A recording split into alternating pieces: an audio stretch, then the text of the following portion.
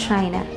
Ini mahimo magtapon halin sa isa ka tawo pakadto sa iban pinaagi sa pag-asik sang laway kag sip-on kung mag-ubo, maghatching kag sa pag-uyat sang kamot sang iban nga tawo. Ano ang dapat himuon agud malikawan ang coronavirus? Likawan nga magpalapit sa mga tawo nga may balatian ka nagapakita sang kasubong nga sintomas sang sakit. Hindi magdupla sa bisan diin lang. Likawan ang pagtandog sa mata, ilong kag bibig. Permi nga maghugas sang mga kamot. Tapna ng ilong kag bibig kun mag-ubo ukon maghatching gamit ang tissue ukon panyo. Likawan nga magkadto sa mga matawo nga lugar kasubong sa malls, sinihan, terminals kag airports. Kung may mabatyagan nga sintomas, magpakonsulta gidayon sa pinakamalapit nga health center sa inyong nga lugar. Sa panahon sining pandemya, mangin mahalong kita, hindi lamang sa halit nga epekto sang COVID-19 sa aton ikaayong lawas, kundi pati sa aton mga ginapamatian nga balita. Pumalo na sa higit 1 milyon ang mga kaso ng COVID-19 sa ating bansa. Mas malala pa ang nararanasang pagdami ng COVID-19 cases ngayon sa Metro Manila. Muling nakapagtala ng record ang India sa dami ng bagong kaso sa isang araw.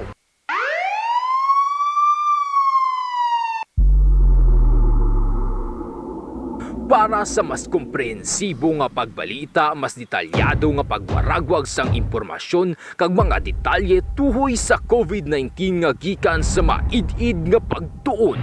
Kasak Special Coverage! Kasak Special Coverage! Igadulong sa inyo sang inyong mga kaalagad sa kahanginan, alagad Maidorias kag alagad Real de la Rosa.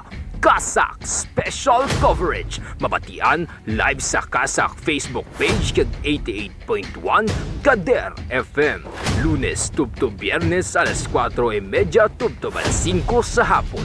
Kasak Special Coverage! Kasak Special Coverage! Ang alagad nyo sa pagtuo kag pagserbisyo sa tawo.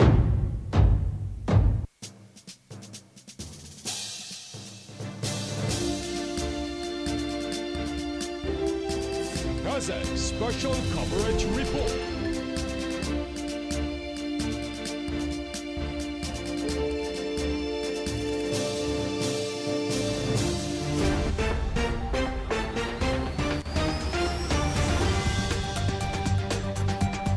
Ang oras sa 88.1 Spirit FM Rojas Philippine Standard Time, alas 5:35 sa hapon.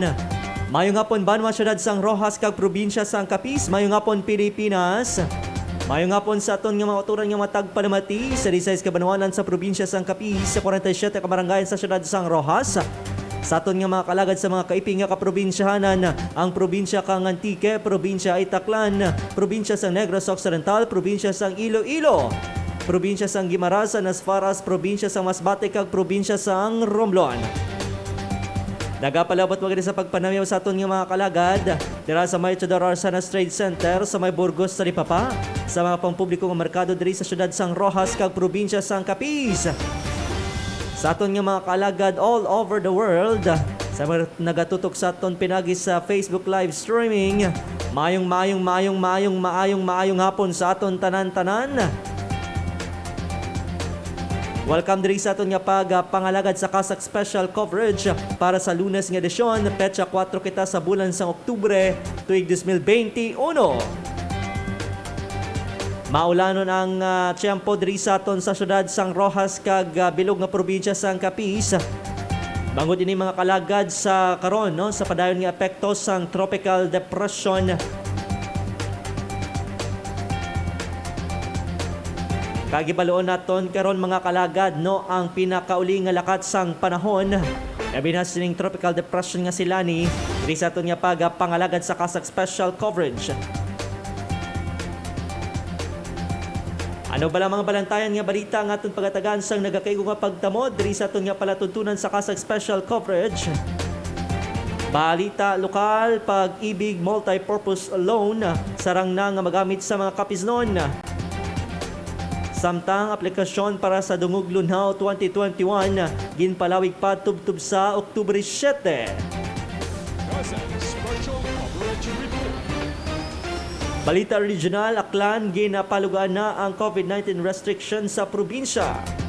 Samtang Balita National, side effects ang bakuna sa kabataan hindi malala suno sa DOH. Dugang nga Balita National, Department of Health, pasiguro nga bastante ang bakuna para sa kabataan pananglit nga magsugod ini. Kag balita sa Caritas, hibaloon ang kaugalingon magangkat sa isa ka opisyal sang CBCP sa mga magasumiter sang kandidatura. Gazette Special Coverage Report. Oras naton sa 88.1 Spirit FM Philippine Standard Time, alas 5:38 diri sa aton nga pangalagad.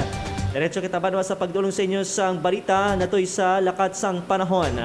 Sandig sa Tropical Cyclone Bulletin number 5 nga issue sang DOST Pag-asa.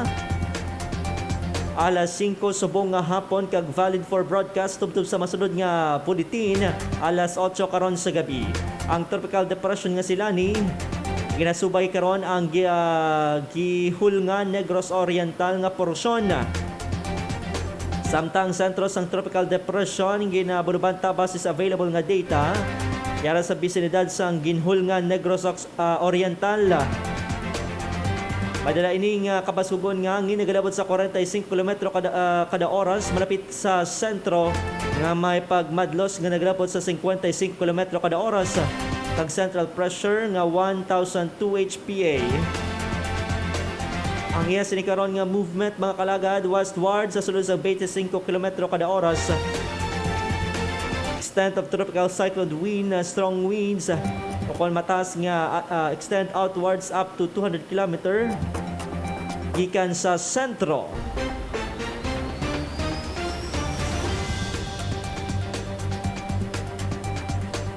Ang tropical cyclone wind signal sa gihapon na ka-epekto sa bahin sang tropical cyclone wind signal number 1 sa Visayas, ang probinsya sang Capiz, Aklan, Antique, Iloilo, Guimaras, Negros Occidental, northern kag central portions sang Negros Oriental, lagip diri ang Bais City, Mabinay, City of Bayawan, Basay, City of Tanhay, Manhuyod, Bindoy, Ayungon, Tayasan, Himalalod, La Libertad, City of Ginhulngan, Gihulngan, Valle Hermoso, Canlaon City, Cebu kag Bohol.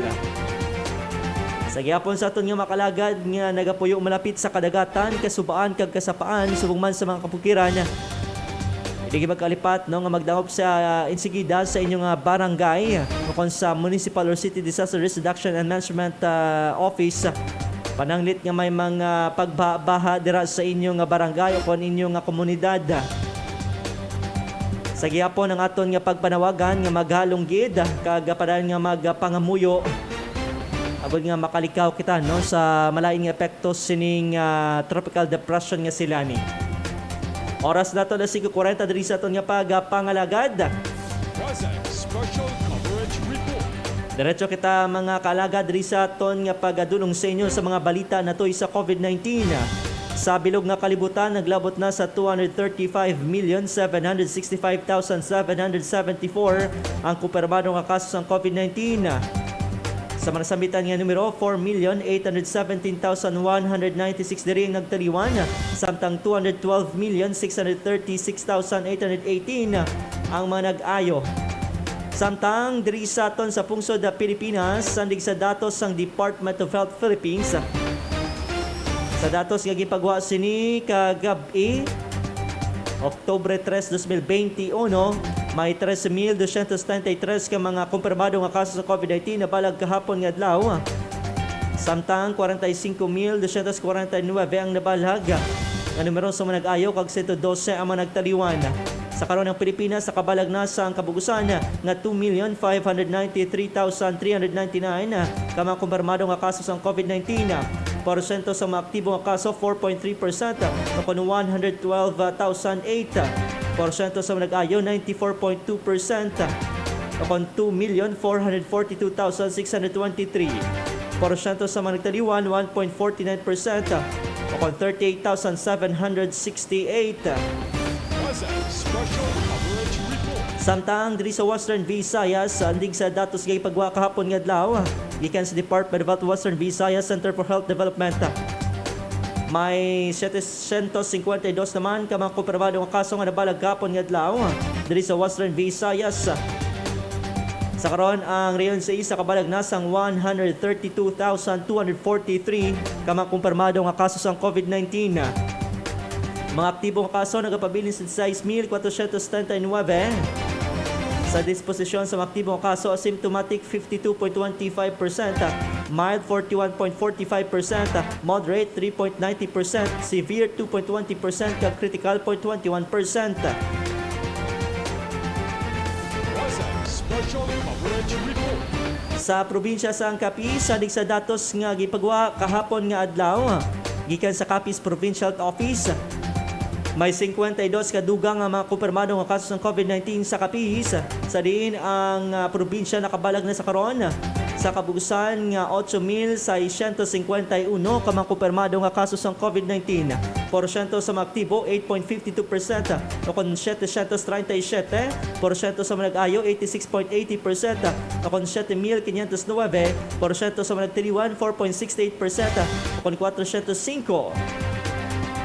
Samtang diri naman sa sudad sang Rojas, sandig sa datos sang City Health Office, may 25 ka mga dugang nga kumpirmado nga kaso sang COVID-19 kahapon nga adlaw. Samtang may 27 naman ang numero sa mga nag-ayo. Sa karon mayara sang kabuusan nga 370 ka mga aktibo nga kaso, 3,867 ka mga numero sa nag-ayo.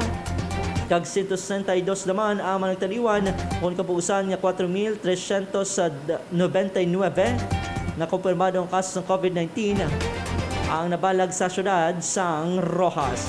Present Special Coverage Report. Oras naton sa Spirit FM Philippine Standard Time na 5:44 diri sa aton nga pagpangalagad. Ang kaundan sa aton gipanglinyada nga mga balita aton nga pagapanumbalikan matapos ang pila ka importante nga pahibalo. Standby. Ang dengue, isa ka acute viral infection nga makuha paagi sa kagat sang lamok nga Aedes aegypti. Ini nga balatian makalalaton kag makamamatay. Kung mapabayaan ang tawo nga malatnan sini nga balatian, mahimo ini mangintunaan sang iya kamatayon. Yari ang mga sintomas sang balatian nga dengue. Mataas nga hilanat, nagapalanakit ang lawas, pagpalangluya, rashes sa lawas, pagdugo sa ngislo kag ilong, pagsakit sang tiyan, maitom ang higko kag ang pagpalanuka. Yari ang mga dapat himuon, agud malikawan kag matapna ang dengue. Tinluan sang maayo ang balay kag palibot, pangitaon kag gubon ang mga lugar kag butang nga ginaistaran kag ginaitlugan sang lamok. Takpan ang mga drum, balde, galon kag iban pa. Islan ang tubig sa turera isa ka beses kada simana. Tinluan ang sagilong sang atok. Buhuan o kunhiwaon kag pakulbon ang mga goma nga wala na ginagamit. Himuson ang mga nagalapta nga paya, bote kag lata sa palibot nga mahimo matiniran sang tubig kun mag-ulan. Magsuksok sang proteksyon sa lawas. Magsuksok sang pantalon kag bayo nga mahaba ang manggas. Magamit sang moskitero kung magtulog. Magamit sang mosquito repellent kada adlaw. Magpakonsulta sa mas temprano. Gilayon nga magpakonsulta sa doktor kung nakabatyag sang hilanat sa sulod sang duwa ka adlaw. Magsugod sa pagpaaso kung mayara sang lugar nga madamo ang kaso sang dengue kag may peligro sang outbreak agud gilayon ini nga matapna. Patyon ang kiti-kiti, tapnaon ang dengue. Ang ini nga pahanumdum, buylog nga ginadulong sa inyo sang Provincial Health Office kag Capiz Provincial Government.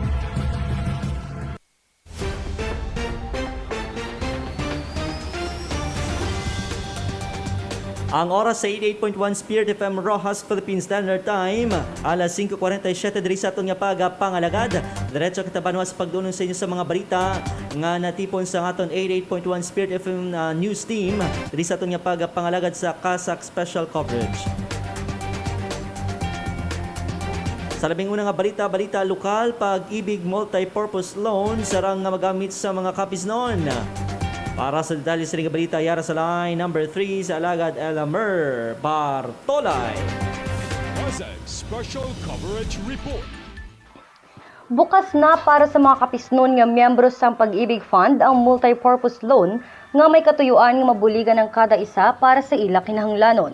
Ginpahayag ni Pag-ibig Fund Rojas Branch Officer in Charge Head Rolando Gilo nga sarang na magamit sa mga miyembro ang programa nga ginpasanyog pa sang ahensya sa diin ginpalawig ang loan term period agud mangdako nga bulig para sa mga pumuluyo ilabi na sa tion sang ila pagkinahanglan. Dugang pasini nga kalakip sa pagsulundan, mahimo maglabot sa 80% sang kabilugan nga contribution sang miyembro ang sarang nga mahulam. Apang, kinahanglan lamang may 24 ka bulan o kunduhan na katuig nga membership saving kag aktibo nga miyembro sang ahensya. Sarang naman nga magamit ang pondo para sa kinahanglanon medikal o kun sa eskwelahan, pagpakayo sang balay, kapital sa negosyo, pagbakal sa mga gamit sa balay, bayad sa bill, subong man para sa bakasyon kag iban pa nga mga importante nga kinahanglanon. Sa mga luyag mag-apply, sarang ini mapatigayon sa online virtual Pag-ibig, subong man sa pagbisita sa ila talatapan nga nahamtang sa Pueblo de Panay, Lawaan, Rojas City. Sa nahibaluan, naglabot na sa 27,057 ang mga aktibo nga miyembro sa Pag-ibig sa Capiz, sa diin nagdangat na sa 93.853 million ang kabilugan nga membership savings. Alagad mo sa pagtukag pagserbisyo ini si Elamer Bartolay, 88.1 Kader FM. Wasag Special Coverage Report. Maraming salamat Alagad Elamer Bartolay sa gidulong report sa aton nga pangalagad. Wala si Elamer no. Nalipat siya sa sa extra niya. Anyway, sa dugang naton nga balita, aplikasyon para sa dungog Lunhaw 2021 ginpalawig pa tubtub sa Oktubre 7. Para sa detalye sa nga balita, yara sa line number 4 si Alagad John Kenneth Pabrigar. Wasag Special Coverage Report.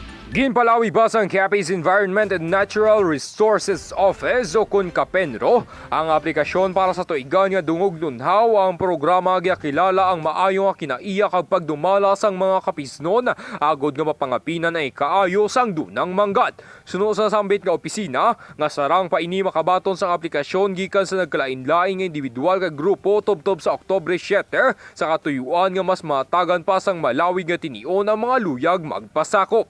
Pahayag sinidugang ang kabahin inis ang ila paghatag pagsidungog sa mga individual kag grupo nga nagpanikasog agod nga matipigan, mapabilin kag mapaayo ang kahimtangan sang palibot, pinaagi man sa partisipasyon sang komunidad agod nga mapatuman ang mga programa sa pagproteher sang dunang manggat. Kalakip sa mga mayor nga kategorya nga mahimo pasakupan sang mga grupo gikan sa sektor sang pagtuon kag negosyo, amo ang forest-based initiatives, sustainable urban or rural farming, pollution control, coastal management initiatives kag lunhaw nga pangginobierno. Samtang sarang naman makapasakop ang mga pamatanon kag individual sa mga pinasahi nga kategorya kasubong sang lunhaw kapisnon kag outstanding eco youth volunteer. Mayara man para sa mga opisina kag ahensya sang gobyerno, buluthuan kag pribado nga mga grupo nga may maayo ang implementasyon sa mga programa sang gobyerno probinsyal kasubong sang 1 million kahoy project kag barangay Capiz Hero kag sa solid waste management. Sa mga luyag magpasakop, mahimo lamang makipag-angot sa Facebook page ng Kapenro o kung magtawag sa 0961-223-1877 o kung 522-2587. Alagad mo sa pagtuo kag pagserbisyo. John Kenneth Fabrigar, 88.1 Spirit FM.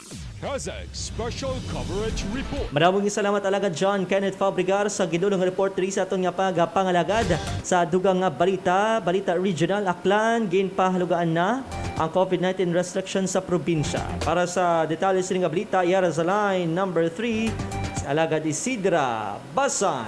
Wasag Special Coverage Report. Ginpahalugaan na sa probinsya sa Aklan ng pagsulundan para sa mga negosyo kagiban pang aktibidades sa tunga sa pagnubos sa mga kaso sang coronavirus disease 2019 akon COVID-19. Bangod sini, Ginpanugutan na ni Aklan Governor Florencio Miraflores ang operasyon sa mga fitness studio, gym kag swimming pool tubtob sa 50% sang kapasidad. Samtang ang mga venue para sa kasal, bunyag, convention, exhibition, meeting kag incentive ang bukas naman tubtob sa 30% sa kapasidad sang lugar. Dugang pa diri, ang al fresco kon outdoor dining naman ang ginapahanugtan man tubtob sa 100% kag indoor dining sa 50% sang seating capacity. Ginpanugutan man ang operasyon sa pagbulang subong man ang pagbaligya, pagbakal kag pagbiyahe sa mga ilimnon magluwas lamang sa mga bar, karaoke bar kag club nga may live nga performance. Ang probinsya sang Aklan nagapabilin sa karon sa idalom sang General Community Quarantine o kon GCQ tubtob sa Oktubre 31. Ikalima naman ini sa mga probinsya sa Western Visayas nga may pinakamadamo nga kaso sang COVID-19 nga nagalabot sa 12,456 sa 10,3860 nga mga infection o kon 10% sang kabilugan nga mga kaso. Alagad mo sa pagtukag pagserbisyo, Isidra Basan, 88.1, Spirit FM. Kazakh Special Coverage Report. Maraming salamat alagad Isidra Basan sa gidulong report ri sa aton nga pangalagad. Samtang sa dugang balita, side effects ang bakuna sa kabataan hindi malala suno sa Department of Health. Para sa detalye sa nga balita, yara sa line number 4 si alagad Leonard Mira. Kazakh Special Coverage Report. Ginsablaw sang isa ka opisyal sa Department of Health o DOH ang pangduha-duha sa maginikanan sa pagpabakuna sila kabataan, kagin pasalig nga hindi naman mangin malala ang side effects ng COVID-19 vaccines sa age group nga 12 tubtob 17 anyos. Ginpahayag ni Health Undersecretary Mierna Kabutahi nga kalakip sa mga side effects nga namonitor sa mga pungsod nga nagbakuna na sa mga bata amo ang kinandan nga allergy, sakit sang ulo kag sakit sang kalawasan. Mayara man sang pila ka mga individual nga nagbatsyag sang myocarditis o kon ang pagpanalakit sang maskulos sang tagipusoon apang hindi naman ini malala. Sunod diri nga kung basihan ang pagtuon, hindi masyado malala ang side effects sa kabataan kag may mga pagsulundan naman nga dapat himuon. Sa pihak nga bahin, nagadangat naman sa 12.7 kamilyon nga kabataan ang target nga mabakunahan apang magaumpisa anay sa mga may comorbidities. Sa karon, Moderna kag Pfizer pagid lamang ang nahatagan sang emergency use authorization o kon EUA sang gobyerno agud magamit sa mga minor di edad. Alagad mo sa pagtuo kag pagserbisyo. Leonard Mera, 88.1 Spirit FM. Kazakh Special Coverage Report. Maraming salamat alagad Leonard Mira sa gidulong report ri sa aton nga pangalagad. Samtang sa dugang nga balita, Department of Health ginpasiguro nga bastante ang bakuna para sa kabataan, pananglit nga magsugod ini. Para sa detalye sa nga balita, yara sa line number 4 si alagad Ryle Marvins Mayor Domo. Kazakh Special Coverage Report. Bastante ang supply ng COVID-19 vaccine sa Pilipinas, pananglit niya mag-umpisa na ang pagpangbakuna sa kabataan sa Metro Manila sa Oktubre 15 sunod sa isa ka opisyal. Ginpahayag ni Health Undersecretary Mierna Kabutay, chairperson sang National Vaccine Center, maging sa pinal na sang ahensya ang mga pagsulundan apang magasugod na pagpangbakuna sa menor de edad nga 15 tubtob 17 anyos. Sa isa ka interview, gintumo di Kabutay nga Pfizer kag Moderna vaccines pa lamang ang ginatagan sang emergency use authorization gikan sa Food and Drug Administration nga amo ang bakuna nga gamiton para sa kabataan. Dugang pa sini, nga kinahanglan lamang sa mga ginikanan kag kabataan nga magperma sa consent form para mabakunahan, magluwas sa medical certificate sa mga minor de edad nga may ginadala nga balatian. Gina-expectar naman niya makaabot subong nga semana ang kapin sa 5.5 million ka Pfizer vaccines ang donasyon sa United States pinagi sa COVAX facility. Sa datos ng Setyembre 30, masobra na sa 21 ka milyon nga Pilipino ang fully vaccinated na batok sa COVID-19. Alagad mo sa patuo ang pagserbisyo, Ryan Marvis Mirdomo, 88.1 Spirit FM. Kazakh Special Coverage Report. Madamong salamat alagad Ryle Marvins Mayordomo sa gidulong report ri sa aton nga pangalagad. Samtang sa dugang balita sa Caritas, yara sa line number 4 si alagad Apple Queen Labrador. Kazakh Special Coverage Report. Hibaloon sang maayo ang kaugalingon bago magpasa sang kandidatura. Ini ang pagpanghangkat ni Reverend Father Jerome Siciliano, Executive Secretary sang CBCP Permanent Committee on Public Affairs, may kaangtanan sa nagapadayon na pagpasa sang Certificate of Candidacy sa mga kandidato para sa nakatala na ang 2022 National kag Local Elections. Suno sa pari bago magpasa sang kandidatura, dapat anay matunan sa mga politiko ang ilang matuod nga intensyon kag kagustuhan nga makapangalagad sa pumuluyong Pilipinhon. Paatag pa ni Father Siciliano, ang matuod nga kahulugan sang politika amo ang mangin instrumento sang pag-alagad sa isig katao kag hindi sa pangkaugalingon nga interes sa posisyon kagahom. Nagalaom naman si Father Siciliano nga isa sa mga nagasulong sa One Godly Vote election campaign nga mag-angkon sa nagakaigo kag nagakasanto nga pinilian ang mga botante sa mga kandidato nga magapasa sang kandidatura para sa nakatala ng piniliay. Ginganit naman sang pari ang tag sa katumuluo nga magpangadi sang Santo Rosario agud matutom nga ipangamuyo ang pag-angkon sang mabinungahon nga eleksyon sa pungsod. Sandig sa pinakauli nga datos sang Commission on Elections, nagalabot na sa 63 ka milyon sang ang numero sa mga rehistrado nga botante para sa 2022 national kag local elections nga ginapanawagan sang simbahan nga mag-angkon sang One Godly Vote ukon pagboto pinaagi sa giya sang mga pangkatilingbanon nga ginatudlo sang simbahan. Kaangot sini mayara na lamang tubtob Oktubre 8, 2021 ang mga luyag magpadalagan nga magpasa sang ilang nga Certificate of Candidacy sa COMELEC sa diin matapos ang proseso, liwat naman nga pagabuksan sang ahensya ang proseso sang voters registration sa pungsod sumugod sa Oktubre 11 tubtob 30, 2021.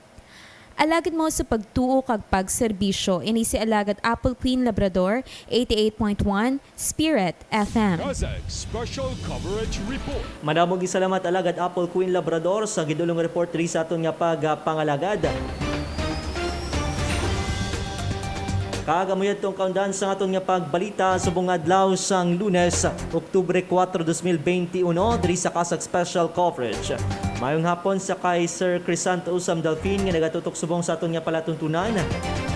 Wala na kita tiyempo diri sa aton nga pagpangalagad sa pangalanan sa aton station broadcast team sa aton nga overall chairman His Eminence Joseph Cardinal Advincula. Sa aton nga managing kag social action director Reverend Father Mark Ranflor, aton program manager Father Francisco Casalda Jr.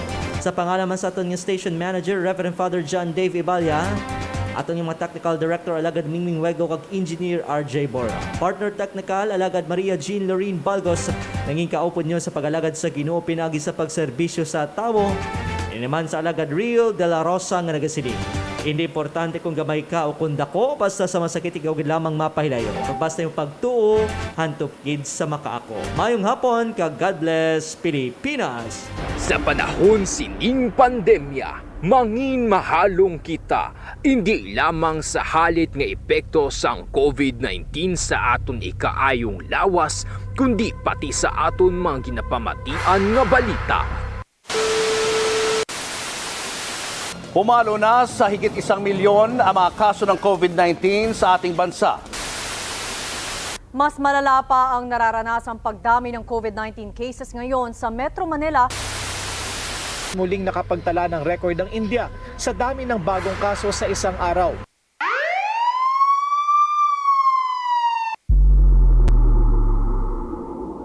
Para sa mas komprehensibo nga pagbalita, mas detalyado nga pagwaragwag sang impormasyon kag mga detalye tuhoy sa COVID-19 nga gikan sa maid-id nga pagtuon. Kazakh Special Coverage. Kazakh Special Coverage. Igadulong sa